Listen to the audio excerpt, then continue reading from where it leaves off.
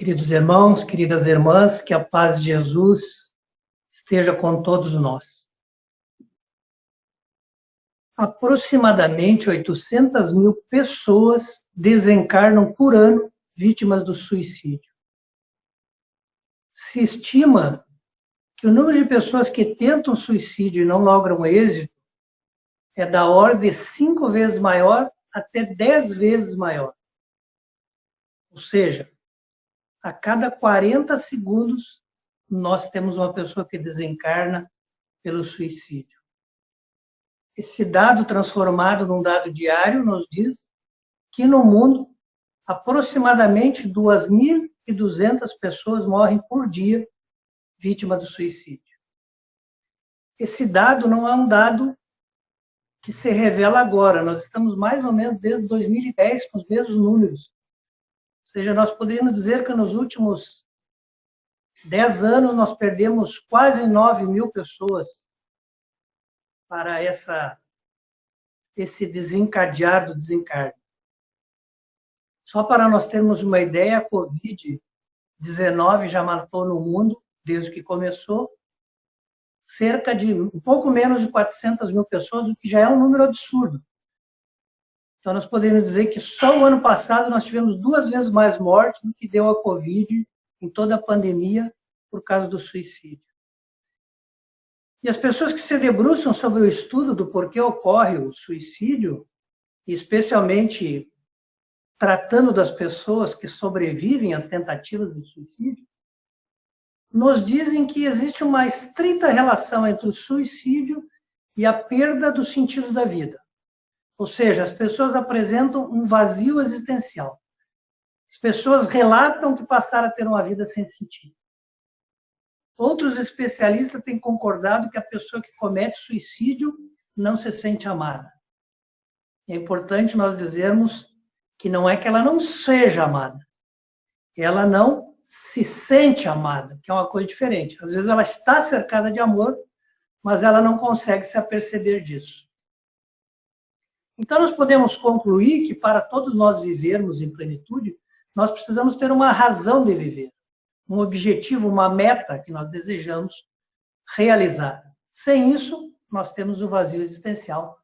E algumas pessoas que chegam ao vazio existencial optam por esta saída, que não é uma saída, na verdade, mas que para eles se apresenta como uma saída. Um psicólogo existencialista norte-americano, que é o Rollo May, ele desencarnou recentemente, em 1994, ele afirma que a sociedade da sua época, ou seja, do século XX, elegeu 3 parâmetros para a felicidade: o consumismo, o individualismo e o sexualismo. Eu gostaria que nós tivéssemos em mente esses três sentidos que as pessoas emprestam para a vida, para que a gente pudesse retomar novamente logo adiante. O consumismo, o individualismo e o sexualismo. Se nós caminharmos para a obra básica para tratarmos desse tema, eu me reportaria à questão 895, quando Kardec faz uma pergunta que a princípio parece nos surpreender, porque ele pergunta, posto de lado todos os defeitos e vícios, qual é o sinal mais característico da imperfeição? Ou seja, nos parece que uma pessoa que não tem mais defeitos e vícios, ela não teria nenhum sinal característico da imperfeição, ela seria uma pessoa perfeita. Mas os espíritos nos respondem que o sinal característico da imperfeição para uma pessoa que não tem defeito e vício é o interesse pessoal. E ele diz mais, para que uma pessoa que possui qualidades reais, né, às vezes basta que se firam os seus interesses pessoais e ela bota a descoberta alguma coisa que a gente nem imaginava. Então, nossos interesses pessoais também é alguma coisa que nós temos que lutar contra. Nós temos que nos alertar que muitas vezes colocamos na frente o nosso interesse pessoal e não o interesse coletivo, e não o interesse do próximo. E isso também é uma característica que nós estamos e devemos buscar sempre retirar de nós. Sobre esse tema do individualismo, do interesse pessoal, o Paulo, né, na carta aos Filipenses, no capítulo 2, ele diz assim: porque todos buscam o que é seu e não o que é do Cristo. Me parece que essa é uma resposta para a falta de razão de viver, sentido de viver, para nós, de uma certa forma, priorizarmos sempre o nosso interesse. É porque nós buscamos o que é nosso, ou o que nós acreditamos que é nosso, ou o que é de nosso interesse pessoal. E deixamos muitas vezes de buscar o que é do Cristo. Ele falava para uma igreja, então ele dizia que as pessoas faziam isso dentro da igreja. Deixava de procurar o que é do Cristo e buscava só o seu interesse pessoal. E aí o Emmanuel, no livro Fonte Viva, no capítulo 101, ele discorre sobre esse tema apresentado por Paulo, e ele dá o título A Cortina do Eu. E por que ele dá esse tema? Porque ele relaciona, faz nós entendermos que o eu, né, esse nosso personalismo, esse fato da gente sempre se colocar na frente do nosso interesse, esse eu acaba sendo uma cortina.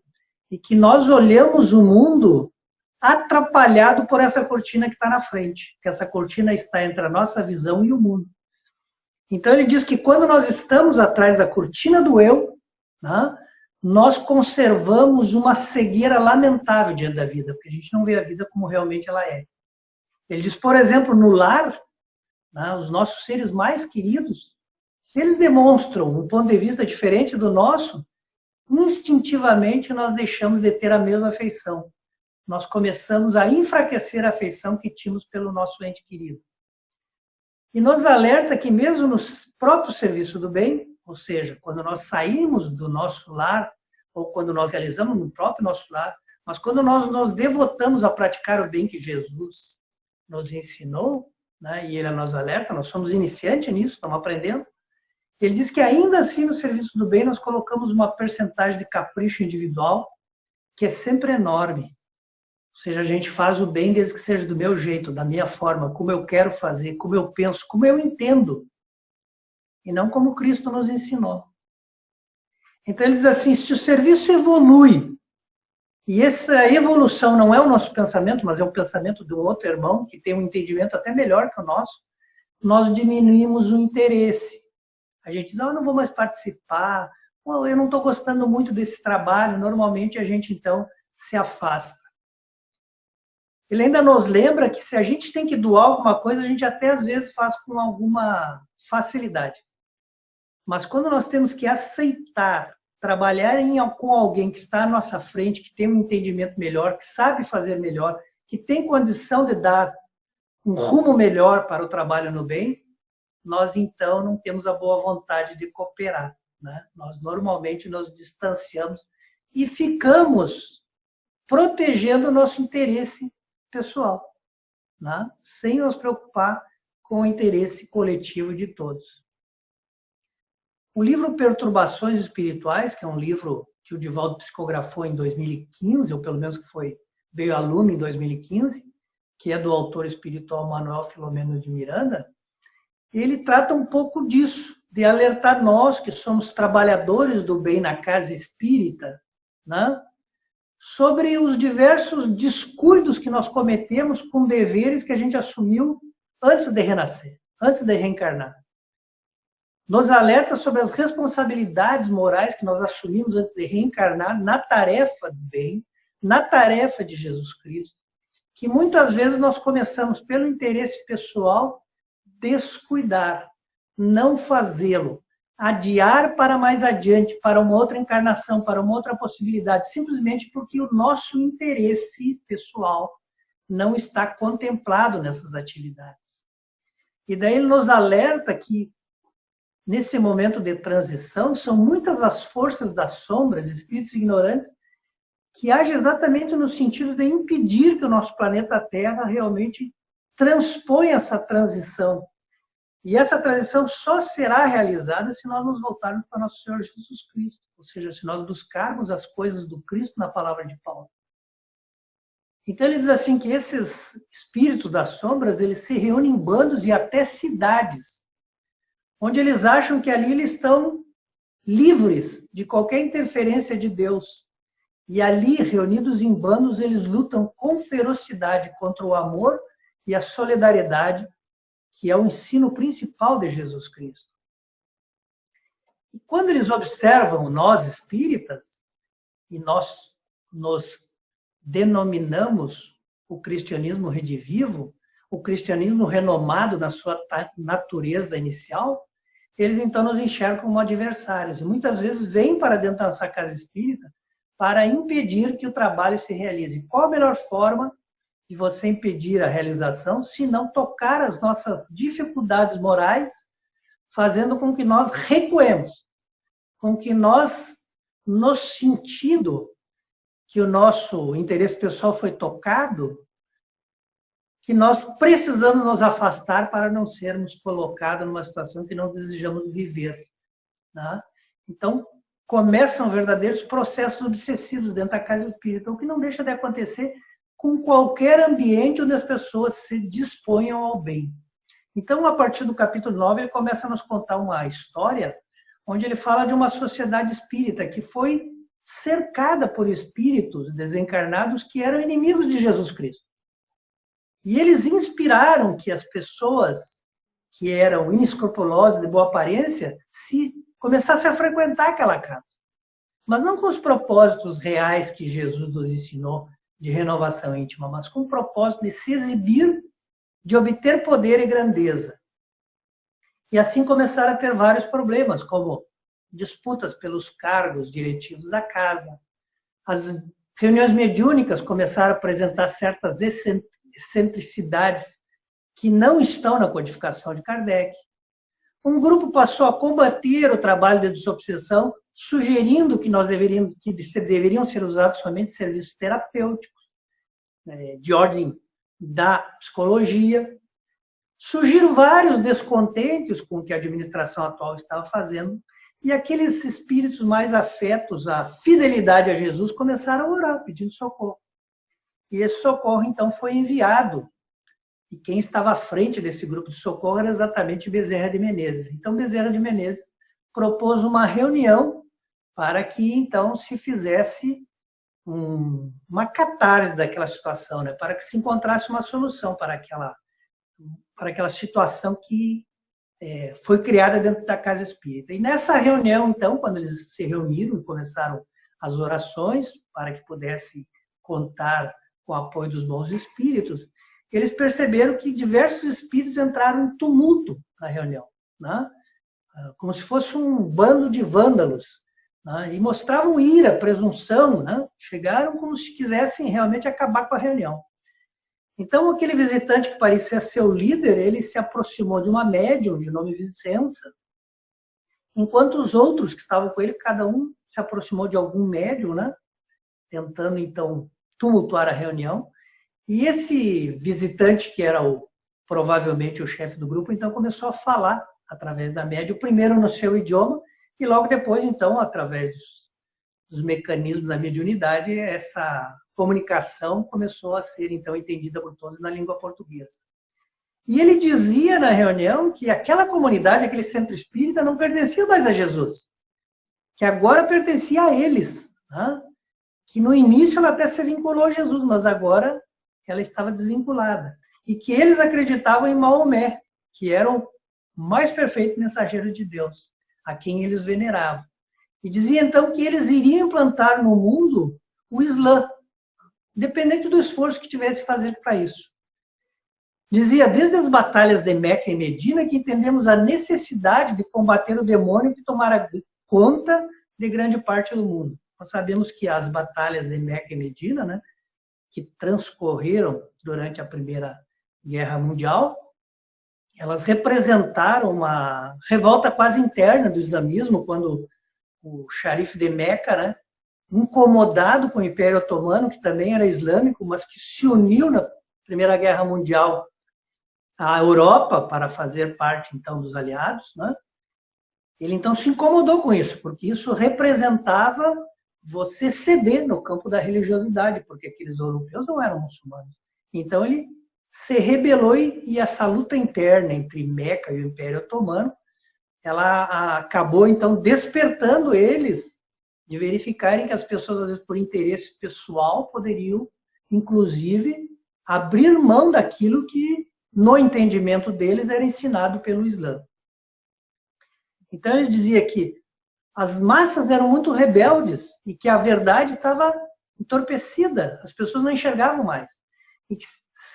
Então, por isso foi necessário usar a espada, né? Ou seja, nós sabemos que muitas vezes algumas alas mais radicais do islamismo acreditam na imposição da religião mesmo pela força, né? E aí ele dizia, hoje, inclusive, nós estamos sendo ajudados pelos judeus, por algumas organizações espirituais judias, para vencer o falso Messias. Porque tanto na visão dos judeus quanto na visão dos muçulmanos, Jesus não é a figura que se representa para nós, e os judeus chegam a afirmar que ele seria um impostor, né? Um Messias que não era o verdadeiro Messias.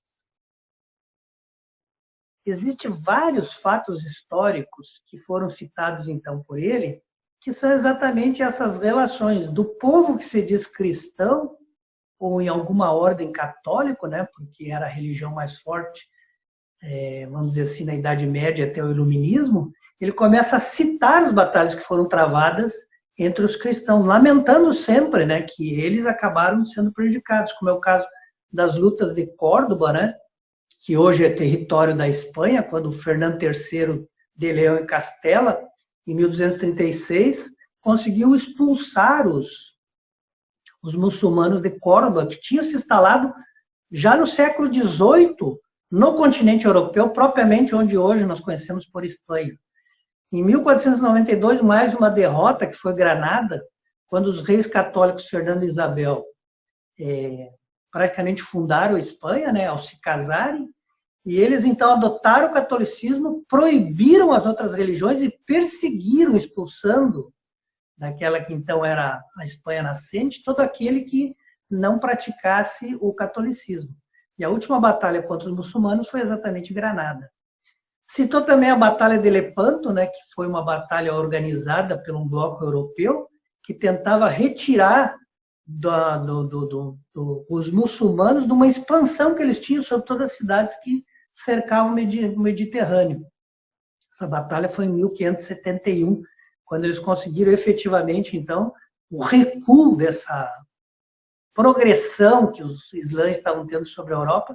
Primeiro, então, retiraram da Europa e depois retiraram essa batalha de Lepanto, foi travada na Grécia. Então, eles conseguiram trazer eles mais para a Ásia e para a África. Interessante essa batalha de Lepanto, que vale a pena nós conhecermos para raciocinarmos, é que o Papa Pio V da época, ele disse aos soldados que usasse como principal arma o terço, né? E eles evocavam a proteção de Maria para vencer a batalha. Quando eles venceram, eles homenagearam Maria pela conquista e hastearam a bandeira do cristianismo. Então, para os muçulmanos, não era aquele povo que estava atacando, eram aqueles que seguiam Cristo que estavam expulsando eles da terra que eles tinham conquistado. Em quase todas essas batalhas, aqueles que foram os vencidos emprestaram esta interpretação de que eles foram vencidos pelo Cristo, pelo falso Cristo, pelo falso Cordeiro, que na verdade falava em paz, mas cujos seguidores se armavam de armas para lutar e para matar, né? Nessas batalhas sempre o número de mortos foi excessivamente grande. Então continua o espírito que se comunicava dizendo que agora não chamou atenção os adeptos do espiritismo, né? Porque eles têm se identificado como cristãos. Então nós resolvemos vingar neles os nossos sofrimentos do passado. Muito bem, o que Emmanuel nos diz a respeito do islamismo no livro que chama-se A Caminho da Luz, né, que foi um livro do Chico. Por que existe o islamismo? De onde surgiu? E Emmanuel nos diz que quando se delineou a fundação do papado, né, nós sabemos que até 607 não existia o bispo universal, ou seja, ou pelo menos o bispo universal não era obrigatoriamente o bispo de Roma, né? Então, muitos reclamavam esse título de ser o bispo, que é superior hierarquicamente a todos. Mas o imperador Focas, né, ele transformou o bispo universal como uma autoridade única, o bispo de Roma, em 607, quando, para alguns estudiosos, se diz que é o início, então, do papado. Embora isso só tenha como o Papa, que foi nomeado para a época, que é o Gregório III, Ele só veio a se apresentar para assumir o cargo em 608 e Focas desencarnou em 610, o imperador. Então, se tem, Emmanuel fala que, na verdade, a ideia da consolidação do passado se dá no ano 610. E o plano espiritual, vendo isso, e sabendo que nessa empreitada, né, certamente se perderiam mais ainda os conhecimentos que Jesus veio aqui semear entre nós, eles providenciaram que numerosos espíritos reencarnassem nessa época. E esses espíritos tinham delegações no plano invisível do que fazer. E um desses espíritos escolhidos no plano espiritual foi exatamente Maomé, que nasceu 37 anos antes dessa fundação do papado de 607, ou seja, ele nasceu em 570. E a missão dele era isso, era ele na Ásia, que é onde ele morava, onde ele nasceu, ele criasse um movimento forte de restauração do Evangelho de Jesus. Porque na Europa, então, nós estamos vendo os abusos, né, nos ambientes da Europa, no sentido de botar a religião a serviço do interesse pessoal de algumas pessoas. Mas ele, que era pobre e humilde, né, e ele deveria ter tido uma vida de sacrifício e exemplificação, como quase todos aqueles que representam da melhor forma Jesus em toda a história humana, sempre viveram de sacrifício e exemplo. Ele, então, assim deveria viver, mas ele teve a possibilidade de casar com Khadija, que era muito rica. E ele, então, casou e, obviamente, tornou-se rico. E aí começou a ser assediado pelos espíritos da sombra. Emmanuel diz que ele era uma pessoa dotada de grandes faculdades mediúnicas, porque ele precisava disso para cumprir a sua tarefa. Mas ele oscilava, às vezes os mentores do alto conseguiam realmente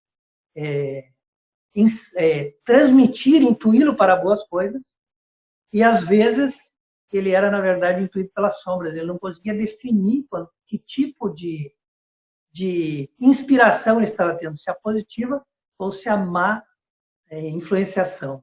Então, Emmanuel diz que as contradições que a gente observa nos escritos do Islã, nos escritos de Maomé, que ele diz ter recebido diretamente do anjo Gabriel, eles entreveem exatamente isso. A gente consegue perceber essas flagrantes contradições. Parece que hora ele está falando uma coisa que dá para entender e hora não dá mais. Então, há nessa obra tanto uma parte que é cristã como outra parte que é belicosa, que é de violência, que é de imposição. O que nos faz entender que, na verdade, ele tinha uma imaginação superexcitada, ora pelas forças do bem e ora pelas forças do mal. Então, esse movimento do islamismo, que poderia ter sido um grande movimento de restauração do ensino de Jesus, acabou sendo mais uma vitória das trevas sobre a luz, porque não foi cumprida aquele papel que ele incumbia, né? As batalhas entre cristãos e muçulmanos compõem historicamente a história da humanidade, né? Se nós formos estudar, nós vamos ver que, por exemplo, Jerusalém sempre foi um campo de batalha. Por quê? Porque Jerusalém é sagrado para os cristãos, né? Foi lá que Jesus foi crucificado, foi lá que fez algumas pregações, é a cidade principal dos judeus, né? Ela é sagrada para os judeus, é sagrada para os cristãos e ela é sagrada para também os muçulmanos. Por quê? Porque eles acreditam, primeiro porque eles herdam toda a tradição judaica. Então, para eles, como o judaísmo valoriza Jerusalém como a sua capital, eles também valorizam, né? Segundo, porque eles acreditam que, na verdade, Maomé, quando subiu aos céus, né, ele foi transportado antes de Meca para Jerusalém. Foi de lá que realmente ele partiu para o mundo, né, para esse novo mundo, para esse mundo que é o céu. Então, Jerusalém sempre esteve no centro das batalhas entre muçulmanos e cristãos e judeus também, né? Por exemplo, nós sabemos que até 476, Jerusalém esteve sob domínio do Império Romano, né? Mas quando o Império se dividiu, assumiu o Império Romano do Ocidente, que a gente vai chamar sempre dos bizantinos, né? Num curto período de 14 anos, 614, 628, ela esteve sob domínio persa. Voltou aos bizantinos. Muito bem. Maomé desencarnou em 632. Quando ele desencarnou, subiu ao seu lugar Abacar, que tomou seu lugar na qualidade daquele que era líder do islamismo. Mas Abacar Desencarnou 2 anos depois. Em 634, ele, antes de desencarnar, ainda nomeou que Omar seria seu sucessor. É o Omar que 3 anos depois, em 637, ele vai atacar pela primeira vez Jerusalém, pela primeira vez, que os muçulmanos vão atacar Jerusalém, porque já tinham sido atacados várias vezes pelos romanos, né? E ele então toma a cidade. Mas por 450 anos ele permite que lá estejam cristãos e muçulmanos e judeus vivendo em harmonia. Isso só vai mudar no final do século XI, porque ali ocorre que os turcos, que também eram muçulmanos, né, os turcos seljúcidas, né, que foi o primeiro império turco, na verdade, que existiu, eles tomaram Jerusalém, e aí eles proibiram o acesso dos cristãos à região. Não foi só isso. Eles começaram também a impedir que os europeus visitassem Jerusalém. E aqueles que visitavam, muitas vezes, eram capturados e assassinados. Por isso se deu o fenômeno das cruzadas, né? A partir de 1096 até 1316, portanto, mais de 200 anos, se fez da Europa 15 movimentos de cruzadas, que foram guerras, entre cristãos e muçulmanos, o que aprofundou essa discórdia.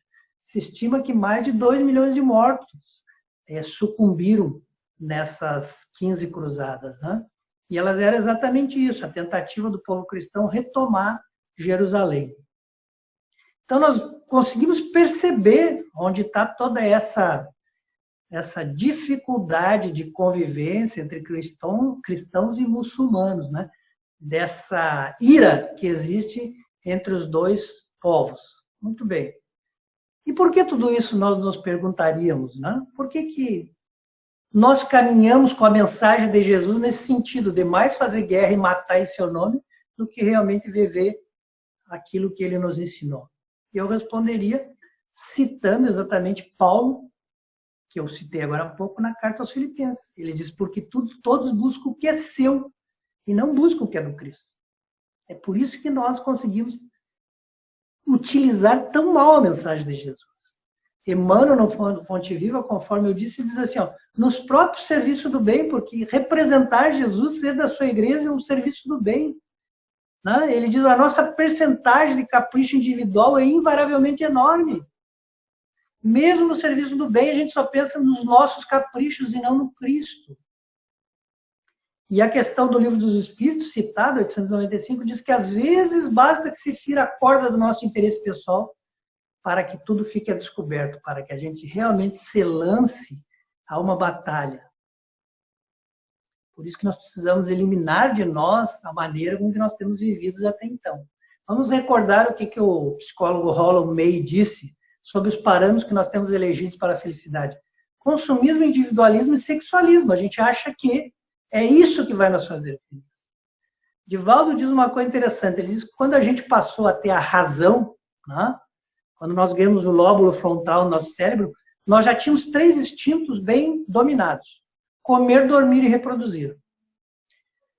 Nós hoje comparamos comer, que nós fazíamos quando ainda não tínhamos essa capacidade de raciocínio, não é igual ao nosso consumismo. O dormir, que é você se ausentar da relação social com os outros, não é um individualismo. Se nós temos um tempo, nós nos afastamos de todo mundo. O reproduzir não é o sexualismo. Então parece que nós não avançamos muito do tempo em que nós ainda não tínhamos melhorado a nossa capacidade de raciocínio. Parece que a gente ainda vive no mesmo âmbito. Se nós pegarmos um gatinho, ele vai reagir da mesma forma. Ele vai dormir, vai levantar para comer, e quando a gente menos esperar, se for uma gatinha, vai aparecer grávida. Qualquer um faz isso. Não foi para isso que nós ganhamos a nossa inteligência. Então, vivendo numa sociedade que é individualista, consumista e sexista, a criatura passa, em determinado momento, não encontrar outro motivo existencial a não ser usufruir. Nós sabemos que usufruir não vai nos realizar. Por que nós sabemos disso? Mateus, no capítulo 7, diz assim, ó, tudo quanto, pois, quereis que os homens vos façam, assim fazei-vos também a eles, porque essa é a lei profeta. Eu vou só chamar a atenção dessa frase que é tão citada num ponto. Ele diz que a lei e o profeta está encerrado em fazer ao outro. Fazer ao outro. Nenhuma das três motivos de vida que nós temos vivido são fazer o outro. O individualismo eu faço para mim. Sexualismo eu faço para me satisfazer, para usufruir. Né? O consumismo, para mim, usufruir. Nunca para o outro. Nós estamos fugindo de Jesus sempre. E o Divaldo também diz que os nossos dois primeiros sentimentos foi medo e ira. E eu me atrevo a dizer que a gente ainda está lidando com a dificuldade de ter alguma coisa a mais como sentimento, porque a gente ainda vive muito do medo e da ira. E aí eu diria, então qual o objetivo que nós podemos encontrar para viver? Qual o sentido da nossa existência? A questão 132 do Livro dos Espíritos diz: o objetivo da encarnação é nos fazer chegar à perfeição. Mas é o comentário de Kardec nessa questão que me chama a atenção. Porque ele diz assim, ó, desse modo, por uma lei admirável da providência, tudo se encadeia, tudo é solidário. Eu gosto dessa palavra solidário, porque ela nos diz que nós dependemos dos outros, nós precisamos das outras pessoas para servir. Então, a nossa grande objetivo da nossa existência tem que ser fazer para o outro, e não receber, e não usufruir, mas permitir que o outro usufrua. Mateus diz assim, que Jesus nos disse: vinde bendito meu Pai, porque possui uma herança, o reino que vos está preparado desde a fundação do mundo. Porque tive fome e me deste de comer, tive sede e me deste de beber. Era estrangeiro e me hospedou. Estava nu e me vestistes.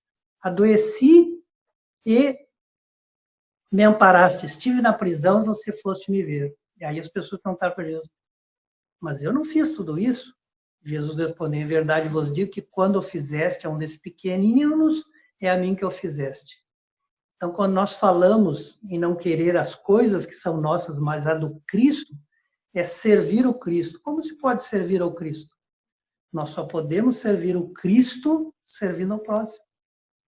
É a única maneira que nós encontramos sentido existencial, é quando nós abrimos mão de usufruir das coisas que nós temos no mundo, ou que nós queremos ter, muitas vezes não temos, e quando nós passamos a querer servir o mundo, ter um propósito de ser útil, de ter realmente, representar a pessoa que serve, que atende, que é solidário, que é humano, que perdoa, que ajuda, que transforma a realidade alheia. Esse é o sentido existencial que nós precisamos encontrar. Esse é o sentido do se aperfeiçoar que nós precisamos buscar.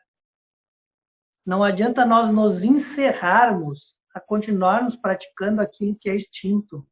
Consumismo, individualismo, sexualismo. Nós estamos ainda na área do instinto. Nós ganhamos a capacidade de raciocinar.